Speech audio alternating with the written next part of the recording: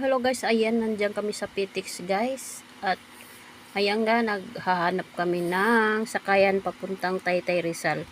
At ayan na nga, nakakahanap na nga kami ng ng sakayan papuntang Taytay Rizal. At sasakay kami ng bus papuntang bababa pala kami sa sa crossing. At nandyan yung papuntang jeep papuntang Taytay Rizal, at yung jeep yung sasakyan namin papuntang Taytay Rizal. Ayan guys, at nandyan pa ka tayo sa PTX, naglalakad pa tayo, walking lang muna tayo guys, at iniintay ko si Mr. nasa likod ko. Ayan guys, at samahan po ninyo kami magbiyahe guys, at malagi tayo mag-ingat.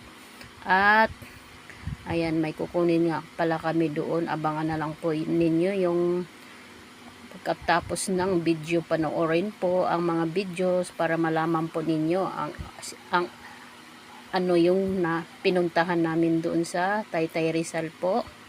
Ayan guys, at abangan at panoorin ang buong video guys para malaman po ninyo kung anong pupuntahan namin sa Taytay Rizal po. Ayan guys, at ang hindi ko pa na-love, comment lang po sa mga videos ko. Ayan guys, at habang nandyan nga kami sa Igsa, ayan, sumakay na kami ng bus, at may nadisgrasya dyan na motor, nasagi itong ba nakaputi na nakahinto.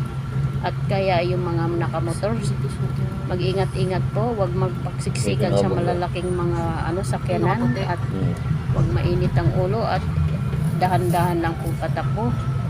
At ingat, at God bless you all, at bye bye. Ayan na nga, nandyan na kami sa Taytay Rizal. Bumaba kami sa jeep na sinakyan namin galing crossing, at tatawid na naman kami dyan, at para papuntang yung pupuntahan namin, sasakay uli kami ng jeep. Ayan guys, samahan po ninyo kami, at kukunin na nga namin yung pupuntahan namin doon. Kukunin na namin na sadya namin dyan sa Taytay Rizal. Ayan guys, at hug ninyo si Inday dyan, yung hindi ka pa na hug ninyo, at ihahag ko kayo dyan sa mga reels ko. Comment lang po sa mga reels ko. Ayan na nga guys, ang badlang people namin na minamahal naming dogi.